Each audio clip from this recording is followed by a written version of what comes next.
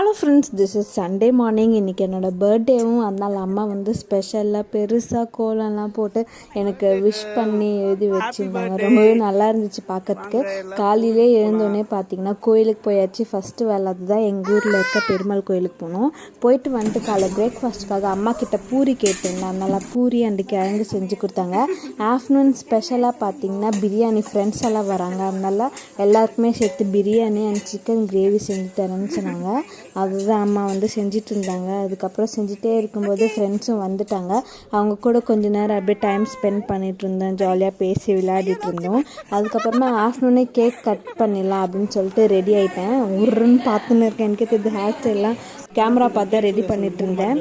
அதுக்கப்புறமா கேக்கெல்லாம் கட் பண்ணி முடிச்சுட்டு நல்லா செலிப்ரேட் பண்ணியாச்சு. ஈவினிங் வந்து ஒரு ரிசப்ஷனுக்கு போக வேண்டியதாக இருந்துச்சு. அதனால தான் ஆஃப்டர்நூனே கேக்கும் கட் பண்ணிட்டோம். ஸோ டே ரொம்பவே நல்லா போச்சு. Bye bye.